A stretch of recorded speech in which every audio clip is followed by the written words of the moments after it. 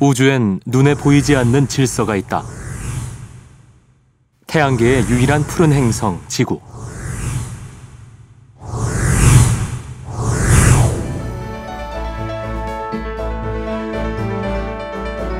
달은 하나뿐인 지구의 위성이다. 10억 년 전 달은 지구와 훨씬 가까웠고 한 달은 20일에 불과했다. 끊임없이 변하는 달의 위치에 따라 지구의 생명체들도 생체 주기를 맞춰왔다.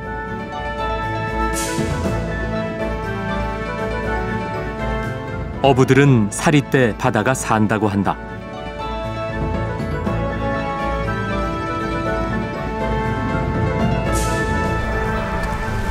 사람들은 보름달을 기다려 달집을 태우고 소원을 빈다.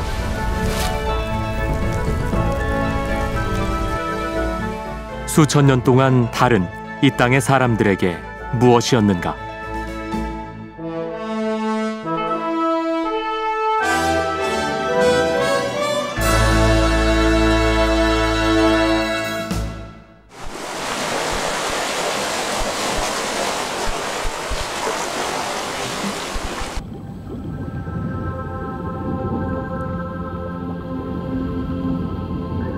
바다는 종종 본래의 푸른 물빛을 잃는다.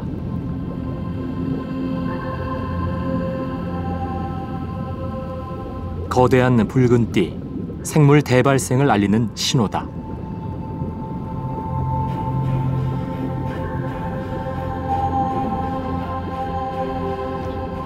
번식기가 되면 해삼은 높은 곳에 오른다.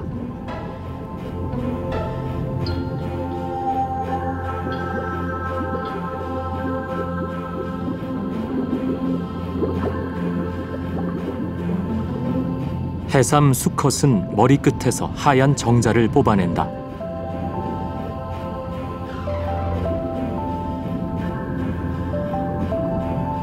주변에 있는 암컷도 반응한다. 암컷이 뽑는 알은 색이 노랗다.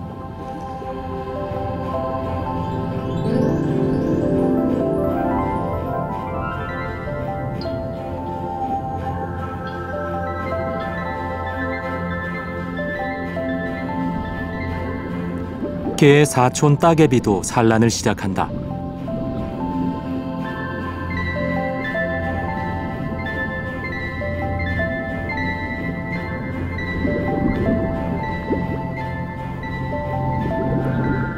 따개비 유생은 나오자마자 헤엄치는데 몇 번의 탈피를 거치면 바위에 붙을 수 있다.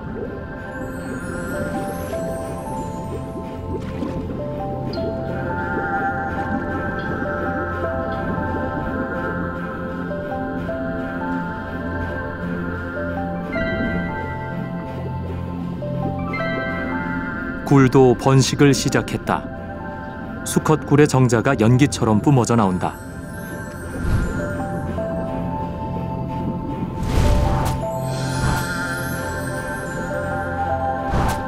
수컷의 신호에 암컷이 알을 뿜는다. 암컷 한 마리가 내보내는 알은 약 5천만 개. 바닷속에서 체외 수정을 하는 셈이다. 이들의 번식엔 때가 있다.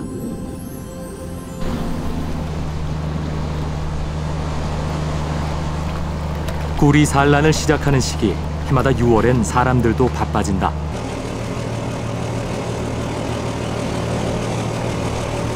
마을 사람들이 한데 가득 실은 건 빈 가리비 껍질, 양식에 필요한 굴 유생을 받기 위해서다. 물때를 맞추어 빈 껍질을 바다에 던져 넣는다.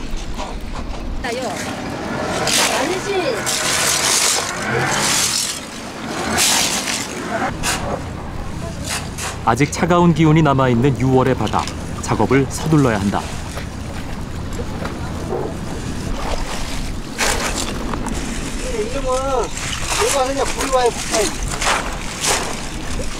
모든 일엔 때가 있다. 굴이란 것은 송기하고 상당히 인연이 있는, 관련이 있는가 봐요. 송기가 올라와서 송기꽃을 퍼뜨리면은 야 이놈들아 누구도 이제 꿀 재며 붙일 때 됐다. 꿀 채묘를 붙이게끔 다 준비를 해라, 그런 말씀을 많이 하시거든요. 우리가 여기 육안으로 봤을 때도 송지꽃이 탁 튀기거든요. 튀기면은 굴이 난을 준다 그러거든요. 하지 전 3일 후 3일에서 수화를 시키면 한 24시간이면 충분히 육안으로 볼 수가 있거든요. 굴인가 따개비인가를 확인할 수가 있거든요. 사람들은 육지를 보고 바다를 짐작했다. 임재영 씨는 아버지의 말대로 소나무를 잘라 바다에 담궜다. 오랫동안 사람들은 바람을 이용한 소나무의 번식과 물때가 만든 굴의 산란을 지켜봐 왔다.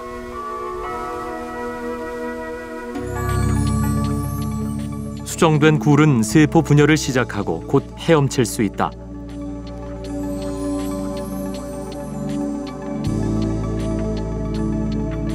굴 유생은 0.4mm 정도로 크기가 자라며 다리가 생기는데 바위를 붙잡기 위해서다.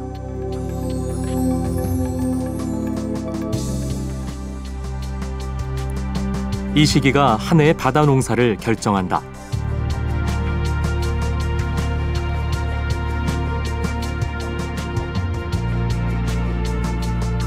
바다에 내린 폐각엔 새끼 굴이 어김없이 붙었다.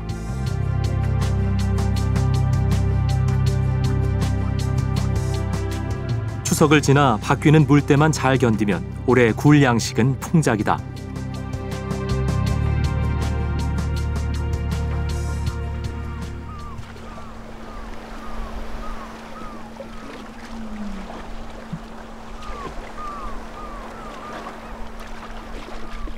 바다는 하루에 2번 사람들에게 길을 내준다.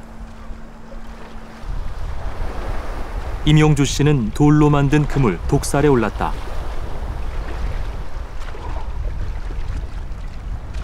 물이 빠지면 모습을 드러내는 돌무더기. 이곳에선 독살에 꽃이 난다고 말한다.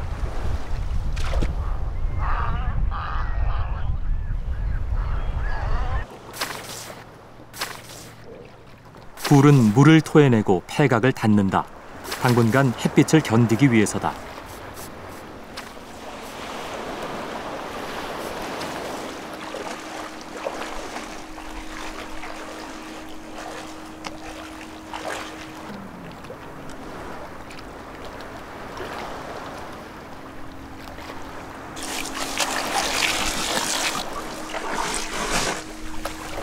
철마다 독살에 드는 고기는 다르다. 음력 7월 7석부턴 자하가 제철이다.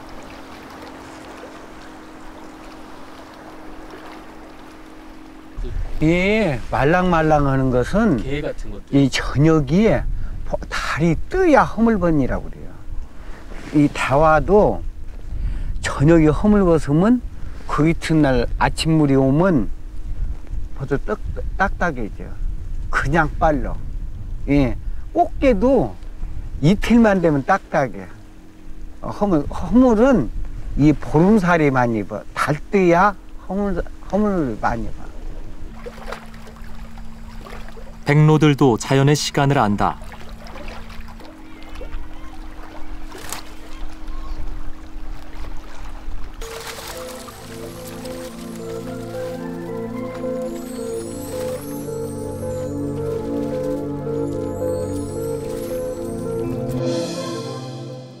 추석이 지나면 자하는 부쩍 커진다.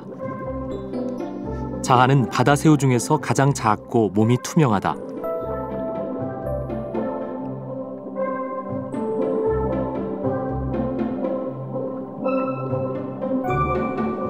새우에게 자하는 특별한 음식이다.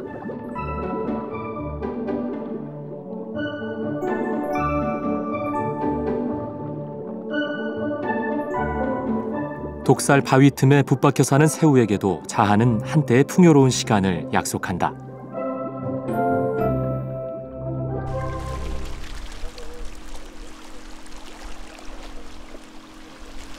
바닷일엔 을에 때가 있다.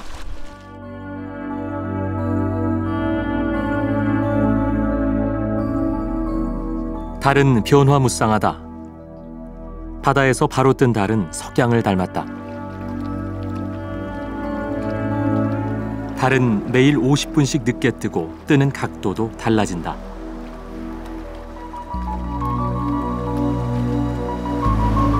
바다 생물들의 시간도 여기에 맞춰져 있다.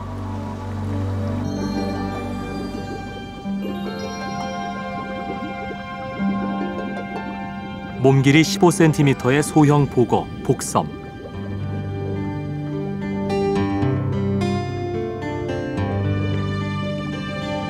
보름달이 뜰 무렵 복섬은 이동을 시작한다.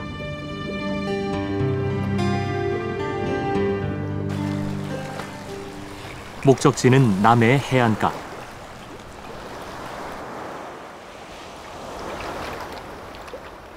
밀려드는 파도에 복섬이 숨어 있다.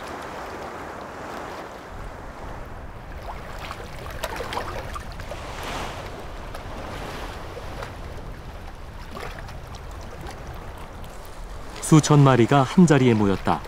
복섬은 이곳에서 때를 기다리고 있다.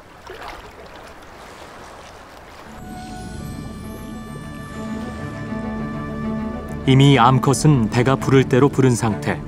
번식을 위한 모든 준비는 끝났다.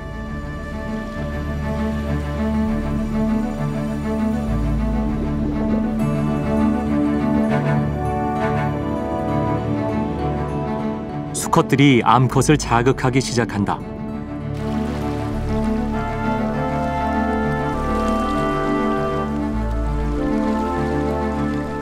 만조 시간을 1시간쯤 남겨둔 채 물끝선이 해안가 자갈밭에 이르렀다.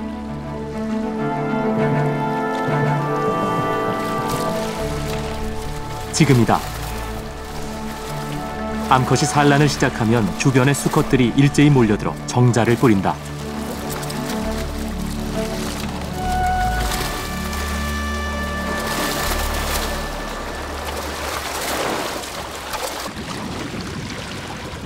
물은 금세 우윳빛이다.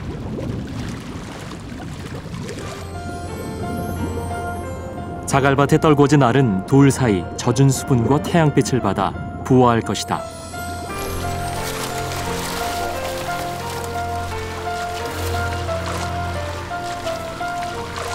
물이 가득 들어오는 다음 살이 때면 알에서 깨어난 새끼 보고들은 파도를 타고 바다로 나갈 것이다.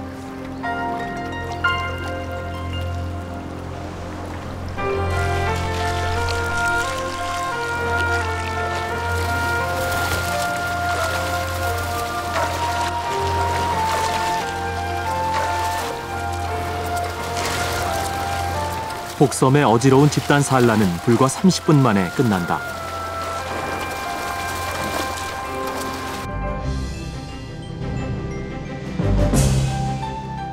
달이 지구에 미치는 인력은 태양보다 4배나 강하다.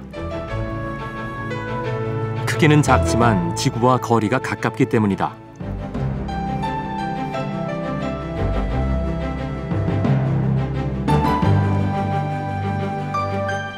달이 지구를 한 바퀴 도는 데 걸리는 시간은 29.5일. 그에 따라 달은 초승에서 반달, 보름에서 금음으로 변화한다.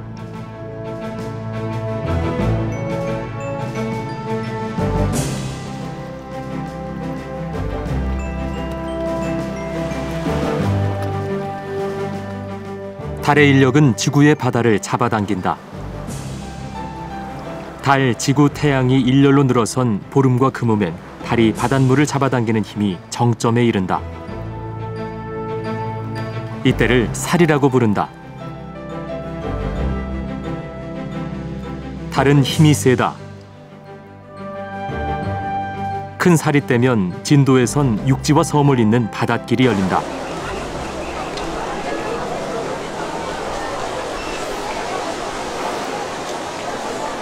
바닷길은 길이가 3km, 폭이 30-40m에 이른다. 이 기적 같은 현상은 2시간 동안 지속된다.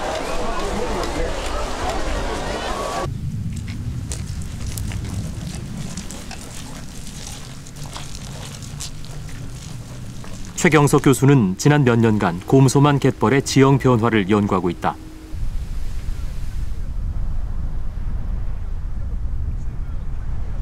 고기를 잡기 위해 갯골에 박았던 말뚝도 해가 다르게 위치가 변한다. 바닷물은 갯골을 통해 들고 난다. 50 정도 나오는 것 같은데. 달은 갯골의 형성과 소멸에 깊은 관련이 있다. 이 갯골은 조간대 환경에서 가장 역동적인 환경인데요. 이 역동적인 이 갯골 환경 내부를 자세히 살펴다 보면 우리가 달과 관련된 그런 조속 주기의 다양한 흔적들이 이 퇴적층 속에 신기하게도 기록이 되어 있습니다. 갯골의 경사면엔 미세한 선이 보인다. 이 선들은 모래와 뻘의 성분 비율에 따라 독특한 퇴적 환경을 보여준다. 이렇게 안으로 움푹 들어가져 있는 부분들은 상대적으로 조류가 강한 사리 때 만들어진 그런 퇴적층이 되겠습니다. 그래서 조금 사리 조금 사리 조금 해서 약 한 달 동안의 경과된 시간을 잘 기록해주고 있는 그런 퇴적층이 되겠습니다. 시료를 통해 10만 년 전의 갯벌 퇴적 환경까지 분석이 가능하다. 아, 층이 보이네. 갯골의 퇴적층은 보름달과 금음 그리고 반달의 시간을 기록한 타임 캡슐인 셈이다.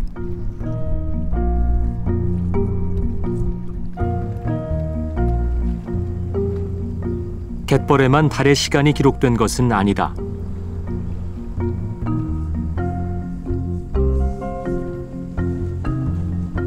조개 껍데기엔 물때에 맞춰 성장한 기록이 나이테처럼 새겨져 있다.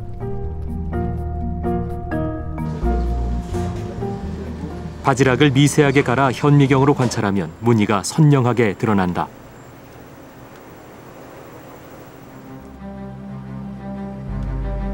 하루에 2줄씩 생기는 미세한 성장선. 들고 나는 하루 2번의 물때에 맞춘 바지락의 생리 리듬 때문이다.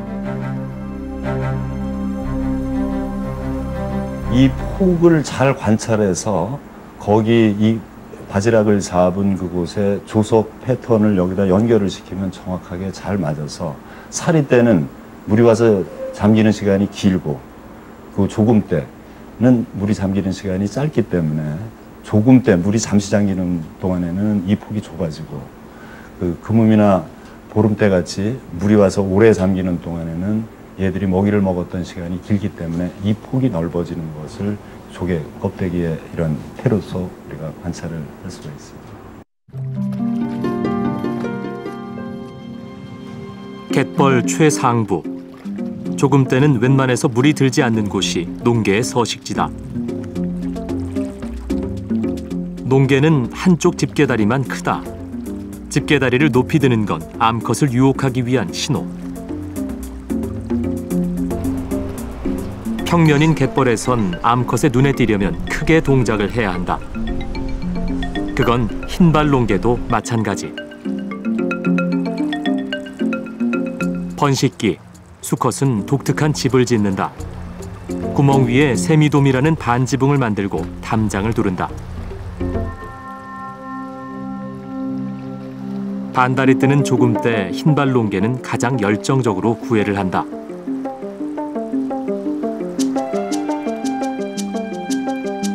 이때 짝짓기에 성공해야 다음 사리 때 새끼를 바다로 보낼 수 있기 때문이다.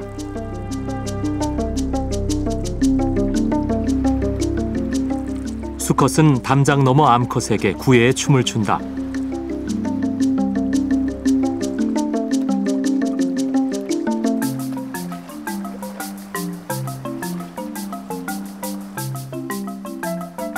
하지만 흰발농개 암컷은 지구의 암컷 중 가장 까다롭기로 유명하다.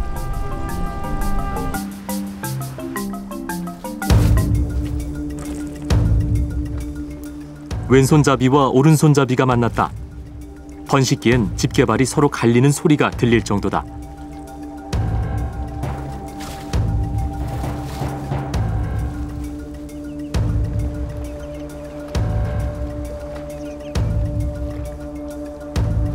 승자는 패자를 구멍 속으로 밀어넣고 집을 부순다. 암컷 집까지 따라간 승자. 구멍에 한쪽 다리를 넣고 떤다.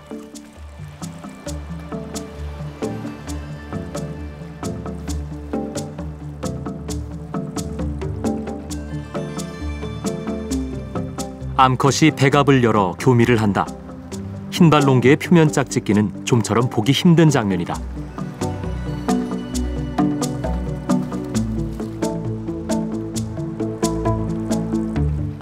암컷이 수컷 구멍 속으로 들어가기도 한다.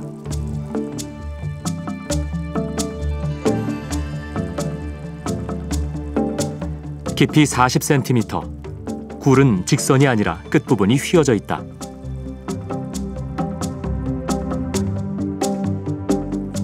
암컷을 받아들인 수컷은 구멍 입구를 막는다. 이곳에서 비밀스런 의식이 치러질 것이다.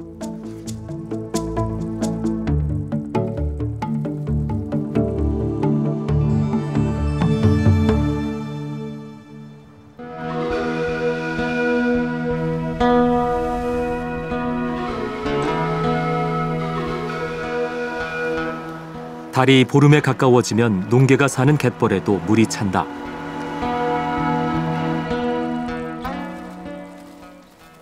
농개는 흙을 떠다 구멍 입구를 막는다. 밀려드는 물을 따라 들어올 포식자를 막기 위해서다.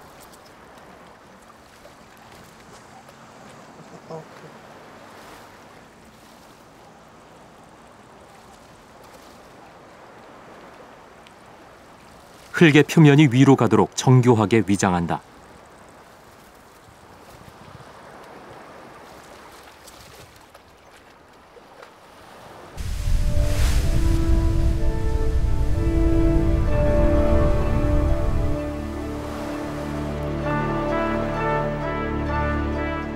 조간대에 썰물이 시작되면 물이 고인 작은 바다, 조수 웅덩이가 생긴다.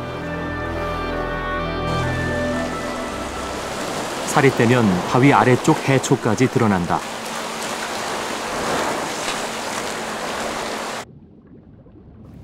삿갓 쪽에는 바닷물이 다 빠지기 전에 매번 같은 자리로 돌아오는 습성이 있다.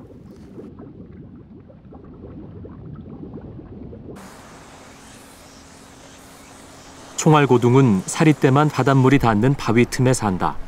총알고둥은 야행성이다.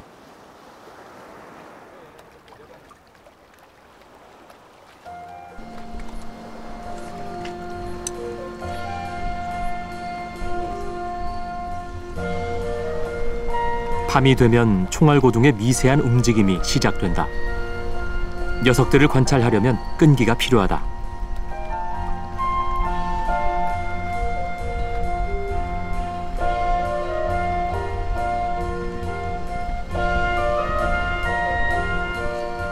밀물에 떠밀려온 해초 한 줌엔 이미 총알고둥 수십 마리가 모였다.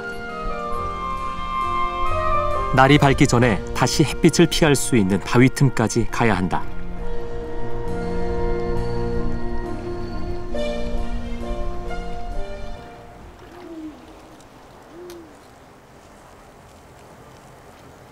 밤은 몸을 숨겨 포식자를 속일 수 있는 좋은 시간이다.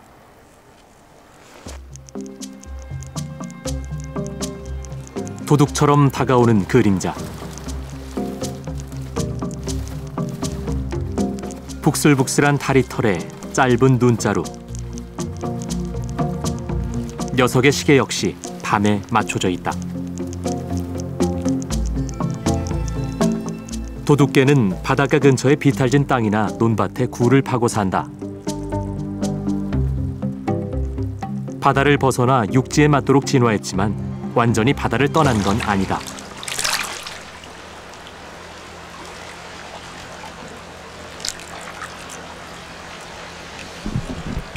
도둑개가 바다로 간다.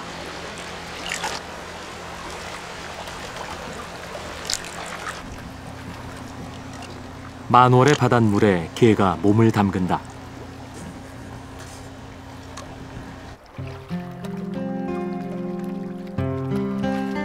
녀석은 껍질을 벗는 중이다.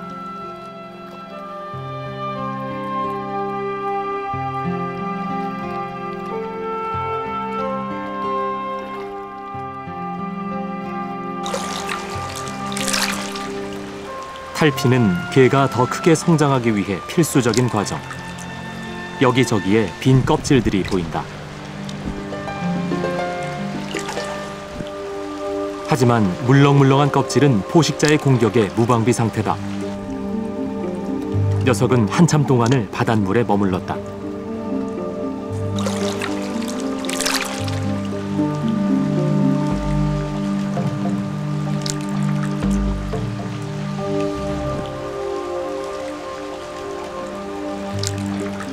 사람들은 7월에서 8월 사이 보름달이 뜨면 알을 털기 위해 바다로 나가는 도둑개 암컷을 종종 목격하곤 한다.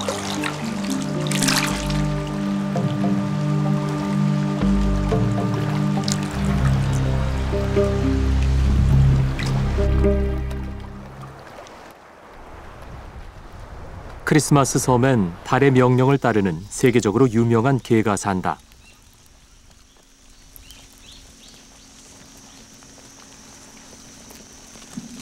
온몸이 붉은색인 홍게.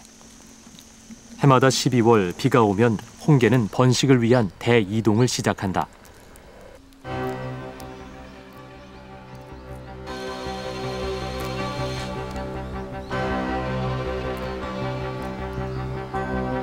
지상 최대의 동물 군단이라 일컬어지는 1억 마리 홍게의 이동은 크리스마스 섬이 생긴 이래 수천 년간 지속돼 왔다.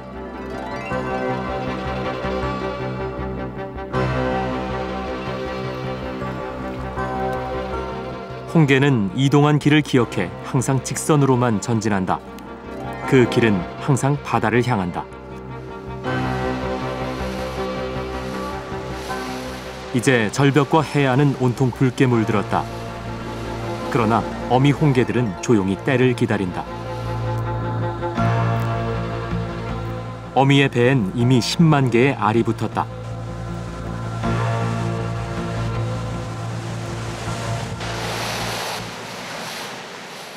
반달에서 정확히 7일이 지난 후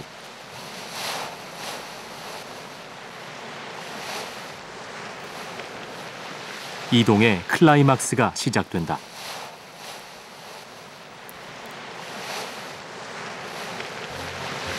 암컷이 알을 털어낸다.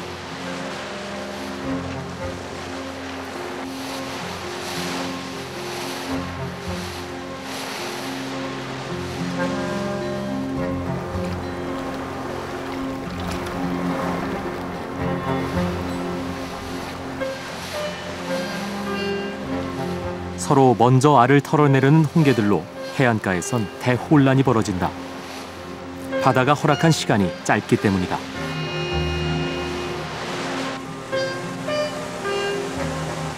스티브 모리스 교수는 홍게 이동기엔 반드시 이곳을 찾는 세계 최고의 홍게 전문가다. 20년이 넘게 박사의 연구 주제는 홍게 이동의 비밀을 밝히는 것이다. It's associated with the tides, so this is the best time for the tides. So it's not just the last quarter of the moon, but why are they doing it at 3:30, 4 o'clock in the morning? It's because it's the right phase of the tide. If they release the eggs when the tide is coming in, there is a good chance that the eggs will be washed up to the beach and left on the sand. So they try to do it when the tide is high or when the tide is just receding, going out to take the eggs away. 새끼개는 한 달 후 다시 해안으로 돌아온다. 이 장관을 목격할 수 있는 것은 10년에 단 한두 번뿐.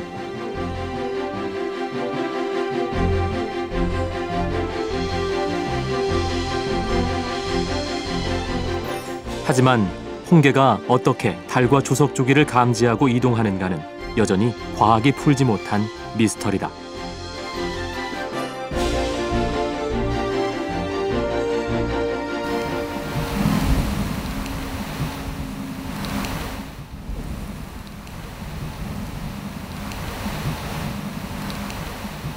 육상의 모든 생물들이 움츠러드는 시간.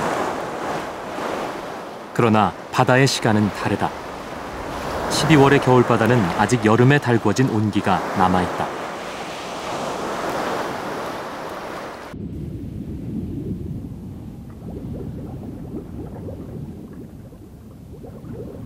이 시기 거대한 변화를 맞는 생명체가 있다. 멍게가 번식기를 맞았다.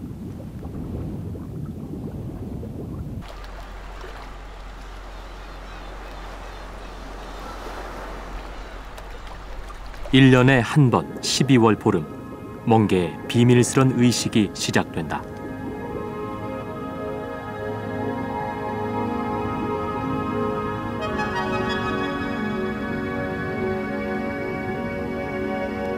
암수가 한 몸인 멍게는 희뿌연 정자를 흘리는 것으로 산란 과정을 시작한다.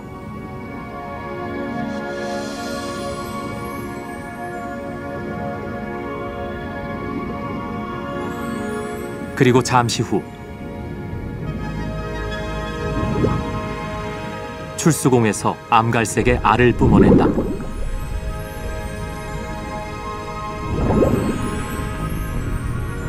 한 번에 뿜는 알은 약 5만 개. 멍게 한 마리가 쏟아내는 알은 20~30만 개에 이른다.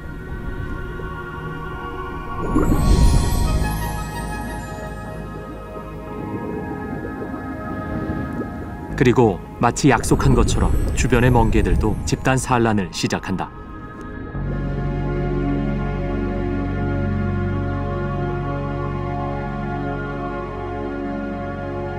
주로 대부분이 그 조석주기, 달의 영향을 받는 조석적 영향을 크게 받습니다. 왜냐하면 그때 물이 들어와서 먹이 섭취하고 관련이 있고, 또 하나는 그 생존하고 전략하고 관련이 있습니다.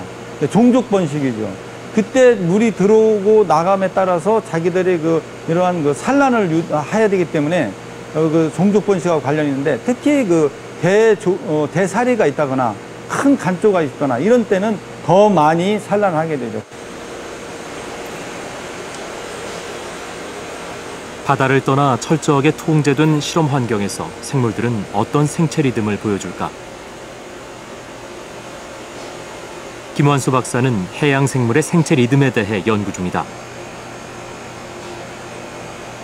가로림만에서 구한 바지락과 목포에서 잡은 짱뚱어가 실험 대상.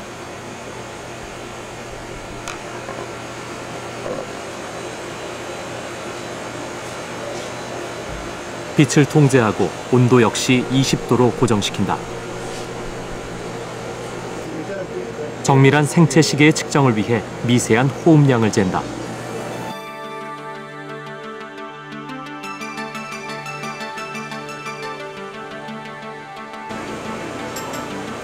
이들의 호흡엔 주기가 있다. 활동이 강할 때는 호흡량이 늘고 쉴 때는 호흡도 잦아든다.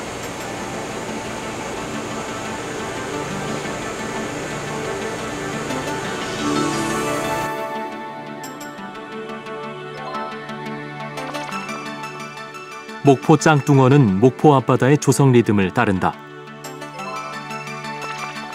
가로림만 바지락은 역시 그곳의 조성 리듬과 정확히 일치한다.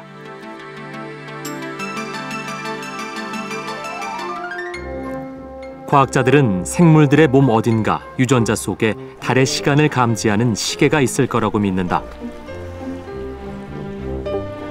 남해의 독살은 해 그림자가 지는 곳에 둔다. 물을 따라 들어온 큰 고기가 산 그늘을 좋아하기 때문이다. 달의 힘은 해양 생물들에게만 영향을 미치는 것이 아니다. 달의 인력은 나무 둘레도 변화시킨다고 보고돼 있다. 달 주기에 맞춰 나무 둘레는 미세한 팽창과 수축을 반복한다. 보름달일 때 나무 둘레는 최대로 팽창한다.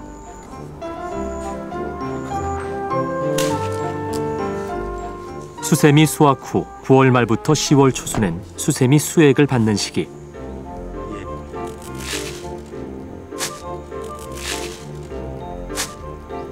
수세미의 줄기를 1m 정도 남기고 잘라낸다. 도재화 씨는 좋은 수액을 얻는 시기를 알고 있다. 수액은 땅에서 이제 위에서 받는 것이 아니고 땅에서 방울방울 올라오는 그 물을 한 방울씩 받는 거예요. 보름경에는 이게 달하고 연관이 조금 있는 것 같아요. 이게 달 뜰 때면은 수액이 확연히 조금 더 나오는 것 같거든요. 그래서 저는 날씨 변화만 없다고 하면은 그 보름경을 맞춰서 많이 하고 있습니다.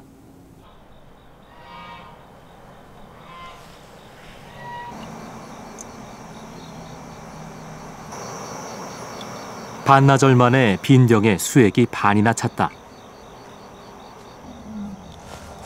수세미의 뿌리가 물을 빨아들이는 힘도 보름으로 갈수록 강해지는 셈이다.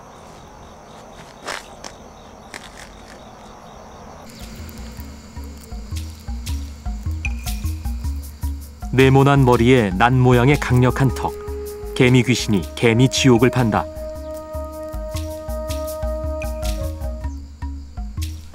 녀석은 명주 잠자리의 유충이다. 돌을 턱 위로 모아 올려 던진다.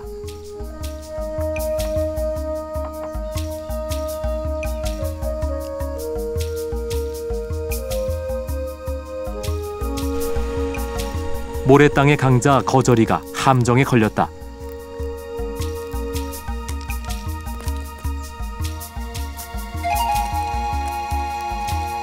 이번엔 무승부.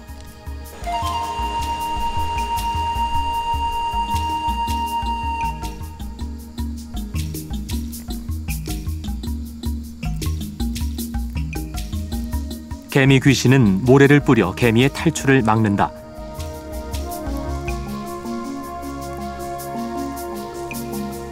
순식간에 벌어진 일이다.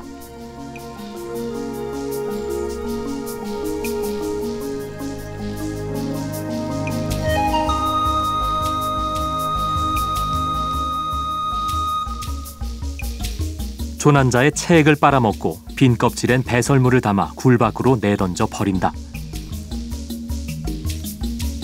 개미 귀신의 함정 크기는 달과 관련이 있다. 보름으로 갈수록 크기가 최대로 커진다. 하지만 함정의 크기가 왜 달 주기를 따르는지는 여전히 미스터리다.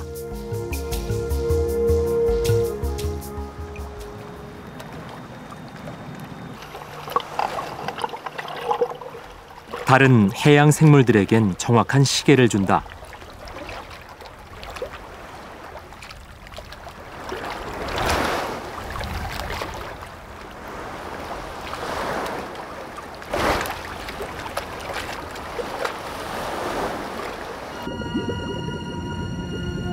사리 때 물이 크게 나가는 시기. 어랭놀래기 수컷들의 경쟁이 시작된다.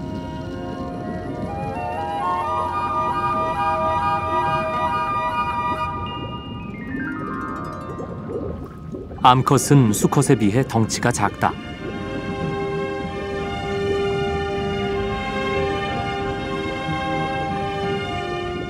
힘센 수컷이 암컷들과 구애 춤을 추기 시작한다.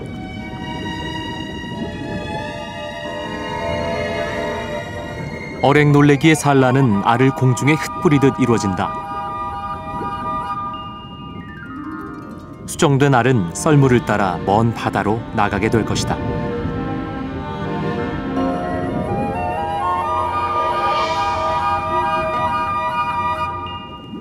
파랑돔은 이미 따뜻해진 우리 바다에 적응했다.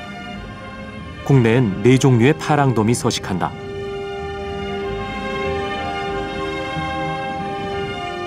수컷이 잘 닦아놓은 산란터로 암컷을 불러들인다.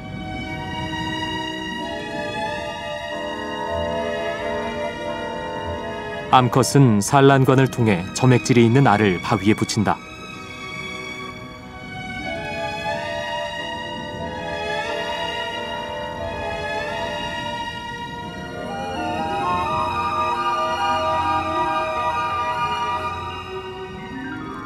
산란 후 암컷이 떠나면 부화 때까지 알을 지키는 일은 온전히 수컷의 몫이다. 굴 밖에선 짙은 파란색이던 녀석이 알을 지킬 때만큼은 순식간에 주변 바위색으로 색을 바꾼다. 파랑돔의 산란 리듬은 어떤 주기성이 있을까?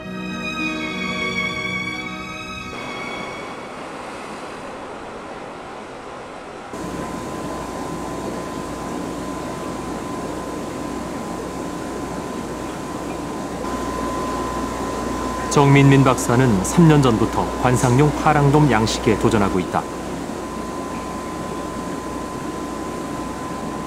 박사는 음력 날짜만 봐도 파랑돔의 산란 여부를 예측할 수 있다. 반달이 막 지난 음력 10일, 산란 후 알을 지키는 수컷의 행동이 관찰됐다.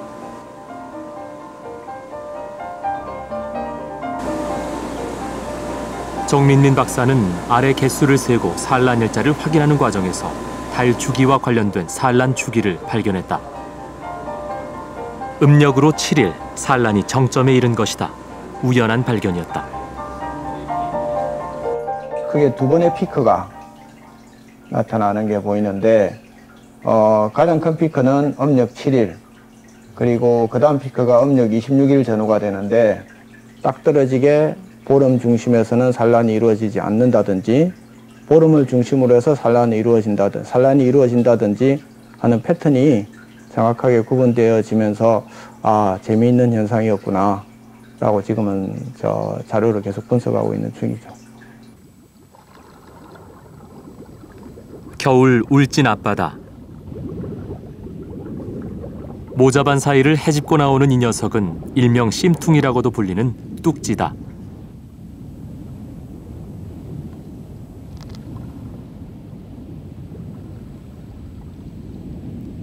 배에 있는 빨판으로 바위에 붙어있지 않을 땐 동작이 느려 문어의 손쉬운 사냥감이 된다.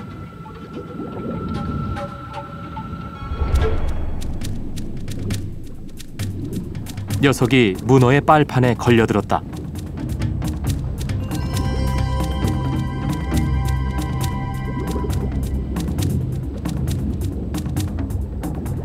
뚝지의 비극은 문어와 같은 시기, 같은 바다에서 번식기를 맞는 데서 시작한다.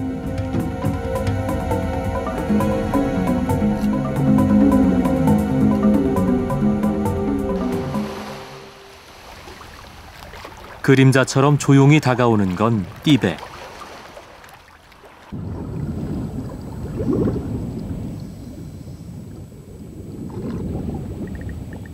겨울이 시작되면 문어가 마을 가까이 들어온다는 걸 경험 많은 어부는 물 밖에서도 훤히 안다. 문어의 자리를 확인하고 장대를 내린다. 단 한 번의 챔질로 문어를 끌어올려야 한다.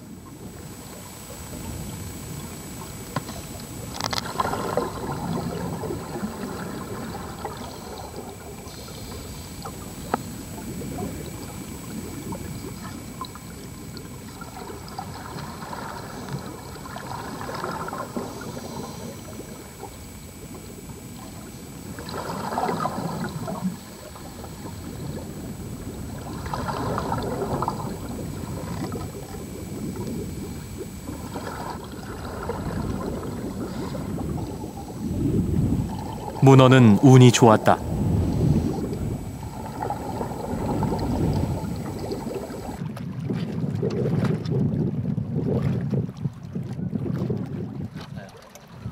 두 노인은 저녁 반찬 삼아 바위에 무성해진 톳이나 좀 딸 생각이다.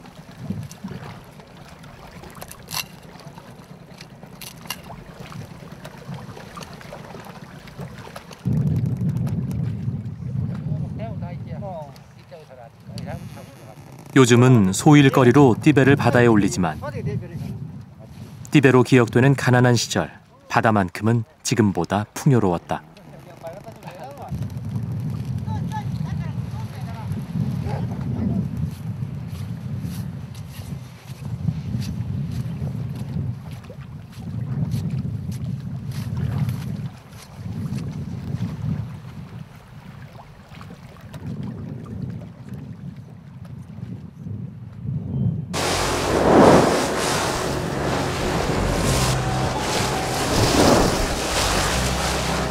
돌고래가 물살을 즐긴다.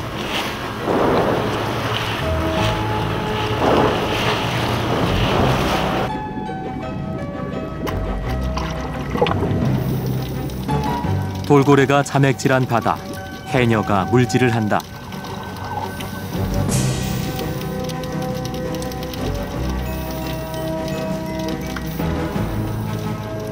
해녀가 소라를 따고 전복을 캐는 곳은 볕이 잘 드는 수심 15m 내외 마을 앞 감태밭이다.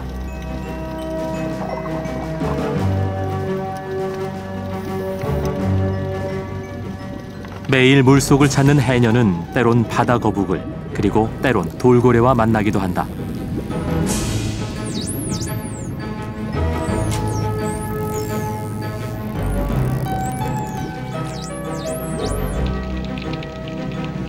(8월) 여름바다.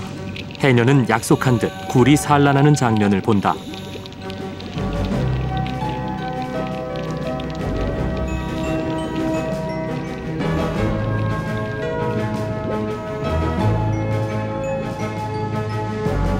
바다가 늘 풍요롭다는 건 생물들의 번식 리듬이 건강하다는 걸 말한다.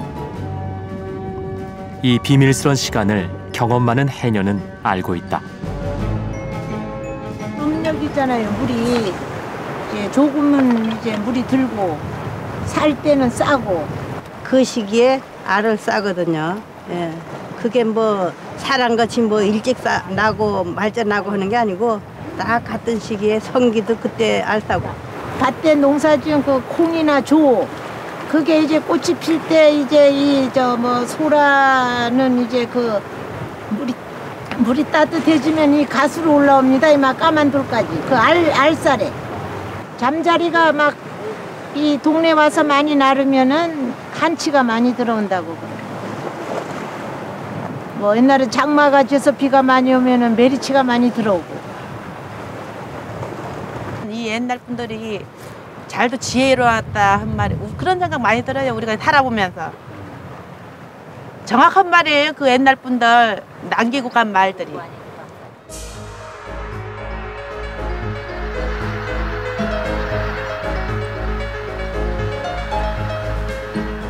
오랜 경험과 기다림엔 자연이 응답을 한다.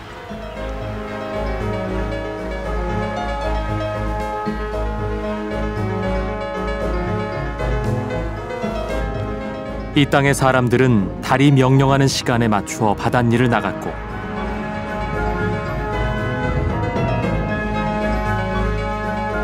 달은 이들에게 풍요의 약속을 지켰다.